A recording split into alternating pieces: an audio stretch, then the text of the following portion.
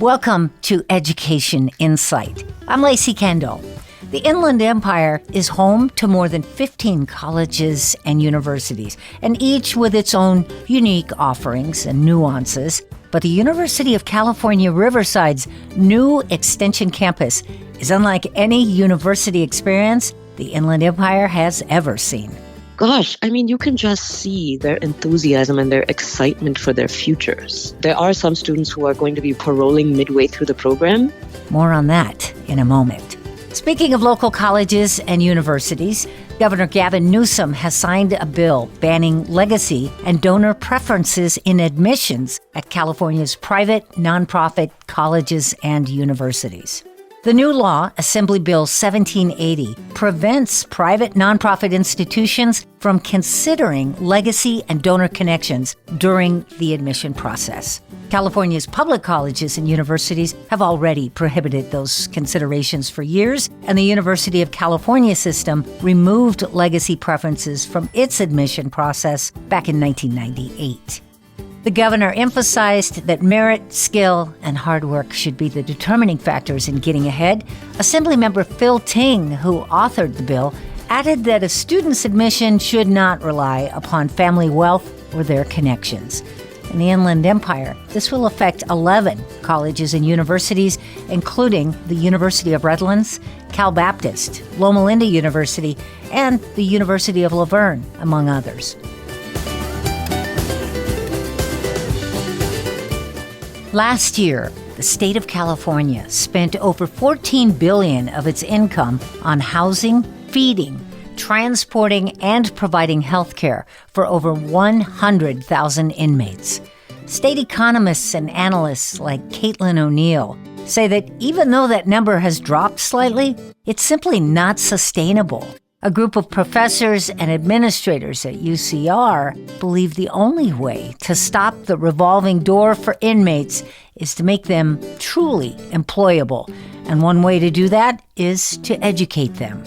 A new program is offering new degrees and in-person, not online courses at Norco Prison. Joining us by phone is Dr. Farah Godrej, a professor in the Political Science Department at the University of California, Riverside, and the co-director of the School of Education's Lifted program. Dr. Godrej, thanks for taking our call today. Thank you so much for having me. Yeah. Could you start out by explaining what the Lifted program is? Yeah, absolutely. So LIFTED stands for Leveraging Inspiring Futures Through Educational Degrees, and it is an in-prison bachelor's degree program where we are providing a bachelor's degree pathway to incarcerated students who are going to graduate in 2 years with a bachelor's degree in education from the University of California at Riverside. What motivated the creation of such a program at UCR? We were approached by folks on our sister campus, UC Irvine. We're all part of the 10-campus University of California system, and UC Irvine actually began piloting their program in 2021. So they are UC Irvine Lifted, and we are UC Riverside Lifted.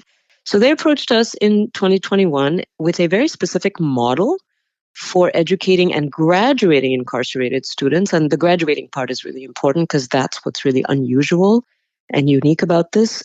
So they described their model to us, and we jumped at the chance to replicate their success. And so just to tell you kind of briefly how the model works, they admitted a cohort of incarcerated students in, I think it was fall 2022, and they actually just graduated that first cohort recently in June of 2024 with a University of California bachelor's degree.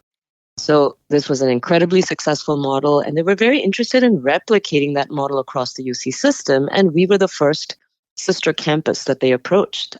So we began our work preparing for this in approximately 2021, I think, and this past fall of 2023, we finally worked with our admissions office at UCR to admit our first cohort of 25 incarcerated students at a prison called California Rehabilitation Center, which is quite close to our campus.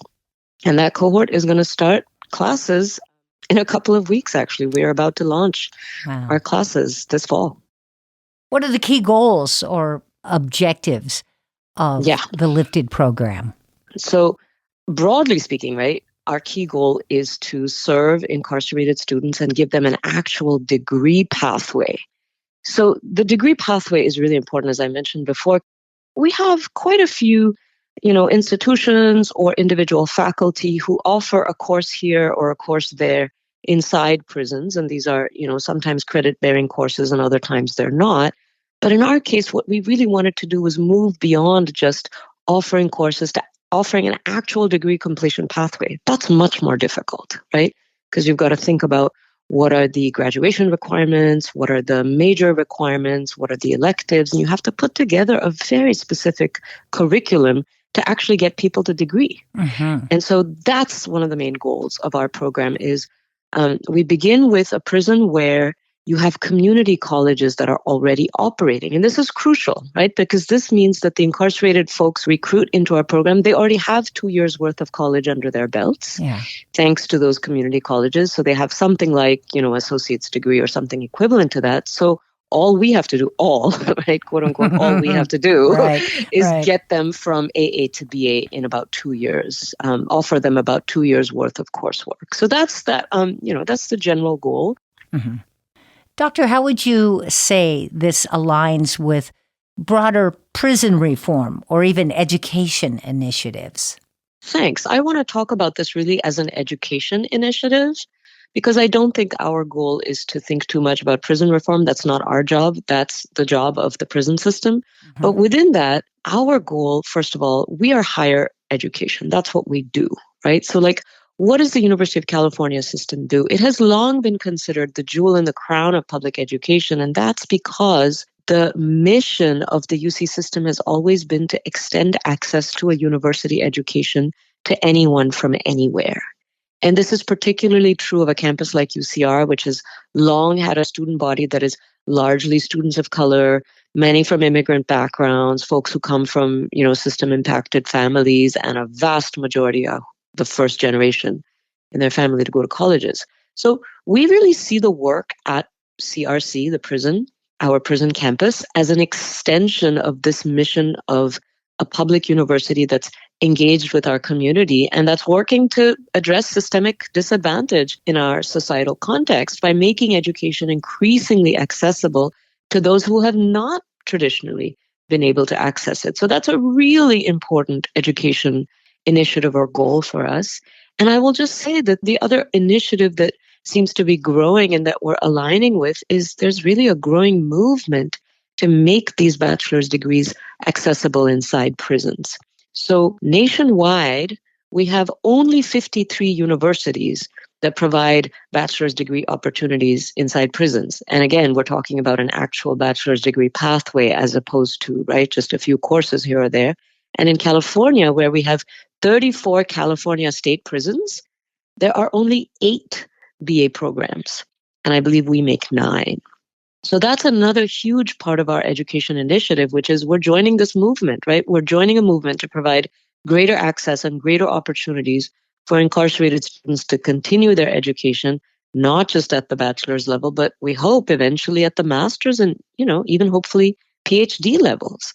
So this is an initiative to serve incarcerated folks who in the vast majority of cases who are going to re-enter society, they're going to end up being our neighbors and our colleagues and our community members. So we want to ensure that they have the same avenues, the same life paths, and the same opportunities that allow all of us to be fully flourishing members of our society. If you just joined us, you're listening to Education Insight. Our guest is Dr. Farah Godrej. She is with the University of California Riverside Lifted Program, a degree program for incarcerated individuals. This is not an online program. You are teaching students who are in the prison setting, correct? Correct. That's exactly right, Lacey. We are teaching face-to-face in person, just at a different site, not on the traditional campus, in a prison campus. And what are the challenges so far that you faced in trying to do this properly? Gosh, how much time do you have? Just imagine trying to build a university campus inside a prison, right? Mm-hmm. So we could talk about challenges all day, but we won't. I won't. I'd say the main challenges are, if we want to talk about them, summarize them, they're on two different ends. One is on the university end and one is on the prison end. And you can imagine, right, we're working within two different bureaucracies, big bureaucracies. One is the UC system, which is a big bureaucracy of its own, and the other is the California Department of Corrections and Rehabilitation, known colloquially as CDCR. And each of these bureaucracies has, like their own policies and regulations and processes and protocols. And then imagine trying to merge those two systems together, right? Trying to make them unify in some way. So, many of the challenges are what you might imagine, right? Pretty predictable. Incarcerated students don't have the same levels of access to information and materials as, traditional campus students. They have severe constraints on their mobility, unlike our traditional students who can, right, like go where they want, when they need, do what they want. Our incarcerated students have some internet access, but it's very limited, which means that, disseminating course materials, which is all done online now, as you know, it's now the norm in traditional education. That's very challenging. So, incarcerated students do have access to a personal laptop that's provided by the CDCR, but these are old, very limited machines with tiny screens that can't do very much. So we're constantly having to think and rethink, what are the best ways to disseminate our course materials without having to print everything out and kill the equivalent of a small forest in the bargain. And then there are really basic questions of our access to our students, right? Like faculty-student relationship, which is typically, again, not an issue, right? In a standard campus setting, you've got professors, they have office hours. Students can make appointments with professors if they have questions. They can just show up to discuss the class material, et cetera, et cetera. They can email their professors, right? Incarcerated students cannot simply approach a professor at any time. They have such severe restrictions on, where they can go, who they can call, very limited email access. So those schedules inside prisons are very tightly monitored. Everyone has to eat at a specific time. Everyone has to go to a prescribed activity at a specific time. So we've had to get very creative about how we might want to facilitate that student-professor relationship in that setting, and how do we create opportunities for students to engage with professors, outside of the classroom. And then I'll just say, just really briefly, on the university end, right, because I mentioned there are two sides to this coin. Our biggest challenge, honestly, on the university side has been how to build something out of literally nothing and with no resources. Yeah. And what I mean by this is our program is almost entirely built on uncompensated volunteer labor by faculty and staff and students. Mm-hmm. Yeah.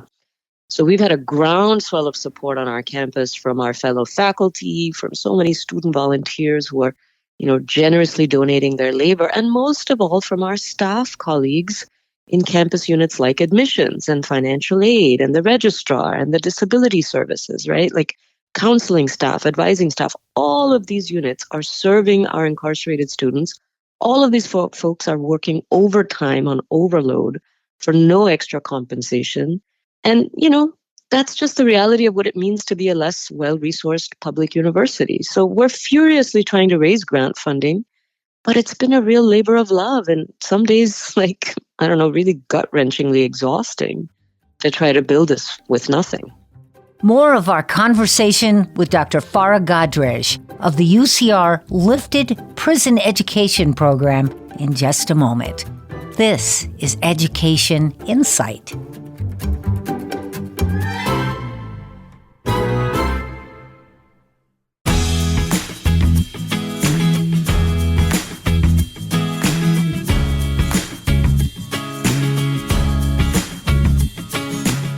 Welcome back to Education Insight. Today we're discussing the creation of a new UCR face-to-face prison education program at the California State Rehabilitation Center in Norco. We're joined by its co-creator, Dr. Farah Godrej. What kind of impact do you and the other professors anticipate seeing from these students? We'll be tracking some of that because we are just starting our program, right? We're launching this fall, so we'll know more about, what happens to students after incarceration, after we graduate our first cohort in the next 2 years. But gosh, you can just see their enthusiasm and their excitement for their futures. You can just see it every time we meet with them. There are some students who are going to be releasing or paroling midway through the program, because they have earlier release dates. Those students are making plans to complete their degrees on campus, to become a part of our campus community. So that's really exciting for them as we help them transition into the status of a regular UCR student.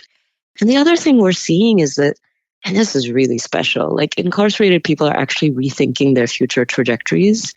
And, I was mentioning earlier, like many of them have already started discussing graduate school options with us. Wow. They want to talk about like, what are my options for a master's degree?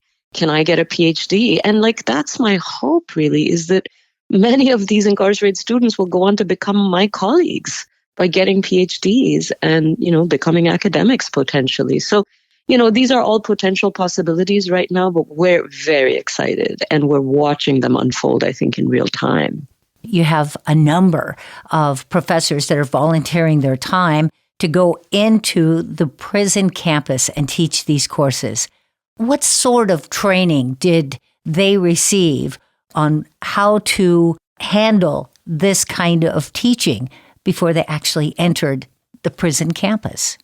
Yes, great question. And this is something we have to be really thoughtful and really mindful about, because this is a very non-traditional learning setting, and we want our colleagues, right, to be well prepared and to understand the setting and the context. So we are going to be holding a special training and an orientation session, and we're working as we speak actually on putting together this training and orientation session that is going to sensitize instructors to the unique needs of the prison classroom. So there's so much to say about that. On the one hand, they need to honor the security protocols and, all the other rules you have to follow inside a prison.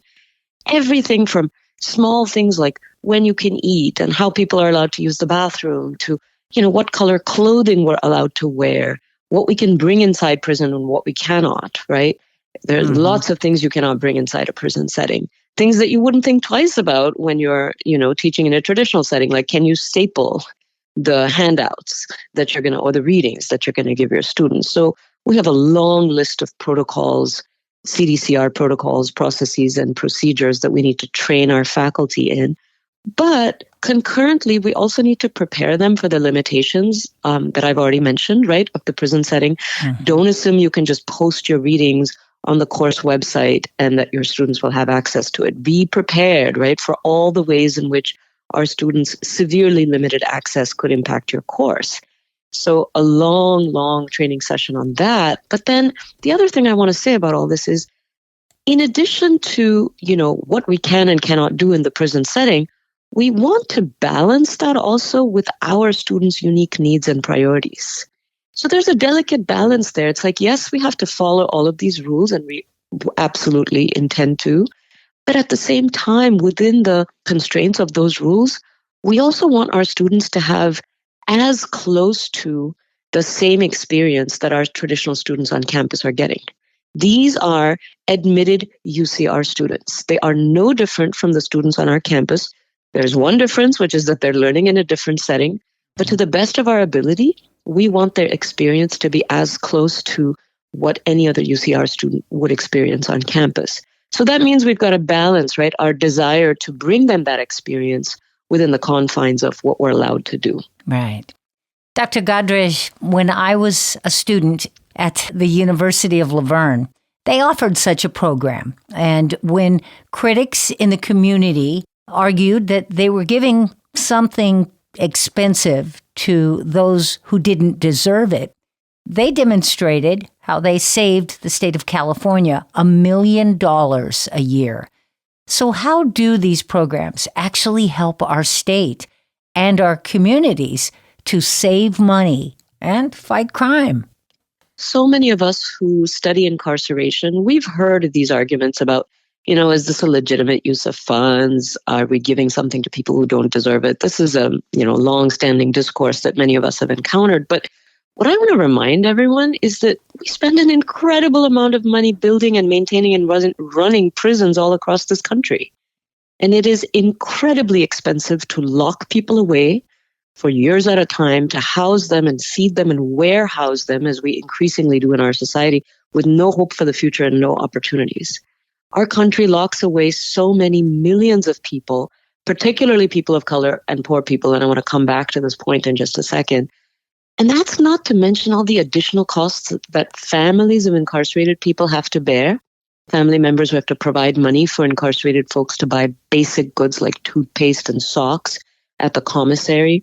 Family members who have to make really exorbitantly expensive telephone calls to loved ones, often having to travel very long distances to try and spend time with them.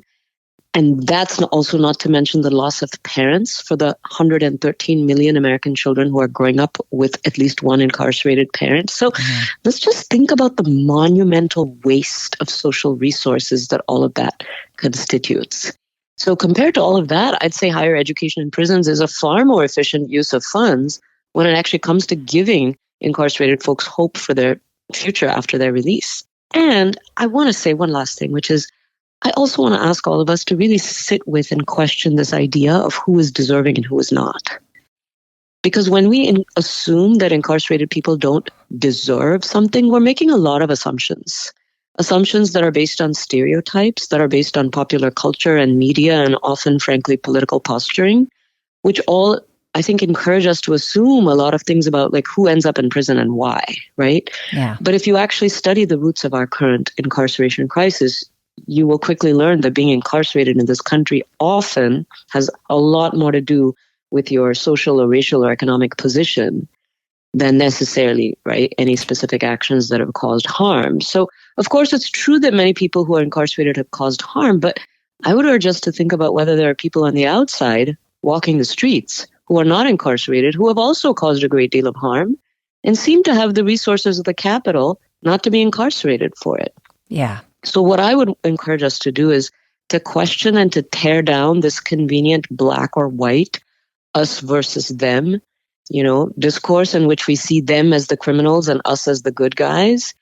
And I'd encourage us all to learn more about mass incarceration, like what are the patterns, who ends up incarcerated and why, and how does our criminal legal system systematically disenfranchise and dehumanize so many vulnerable folks. And let's all think about how it is that we have this huge swath of our fellow citizens who, end up silenced and invisible, and why it is that we think they don't deserve the same life opportunities that many of us got who are not system impacted, even when we've made mistakes or broken the law or harmed somebody.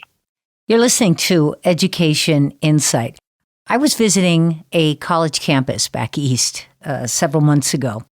And when walking into a teacher's lounge of sorts, on the wall, they had a saying painted there, and it said, "Teachers, never shall you cease to take lessons and learn from those students you came to teach."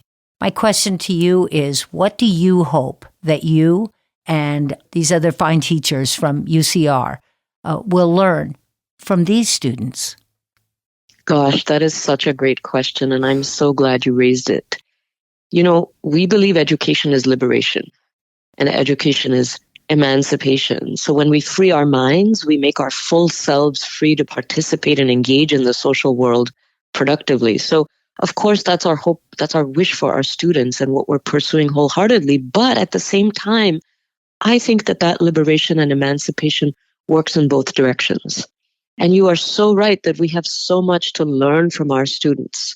We have so much to learn about what it's like to arrive at this place in your life severely hamstrung, severely disadvantaged by so many different factors that may have caused you to end up in this situation.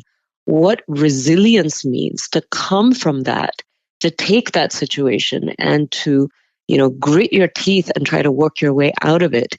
That is something that many of us who are not system impacted might not know very much about, right? We've all faced our challenges, but the kinds of challenges that these students have faced, and, again, I want to come back to something I said earlier. Even if we accept that so many folks who are incarcerated have done harm, there is a lot entailed in going from someone who may have caused harm to turning one's life around and thinking about what kind of life do I want to live now?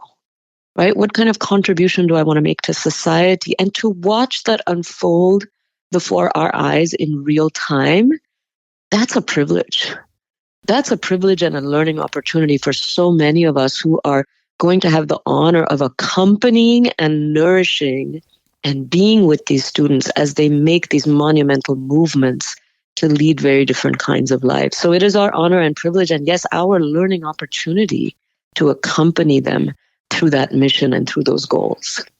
Dr. Farah Godrej, a professor in the Political Science Department at the University of California, Riverside, and the co-director of the School of Education's Lifted program, a degree program for incarcerated individuals. And I should add, the author of 2 very fine books. Thank you so much for joining us on Education Insight today. We really appreciate it. Thank you so much for having me. And could I just make a quick plug for our website before you let me go?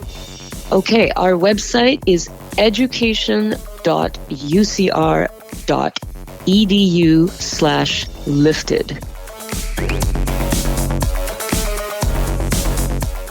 Research is pretty clear when it comes to the development of our brain in the first 5 years of life. That's when 80% of brain growth happens, and a much higher level of learning than we ever thought possible can be accomplished. The late Dr. Albert Koenig, the former president of Cal State San Bernardino, created a program to help parents maximize the brain potential of their child, with master's level educators running the classes. So ours is different because we're focused on that brain development, and we're focused on, all the latest research. Today, that program is free of charge, and it's thriving. Join us for the next Education Insight, when we'll be discussing the Carnegie Infant Toddler Success Program. I'm Lacey Kendall. Until then, have a great week.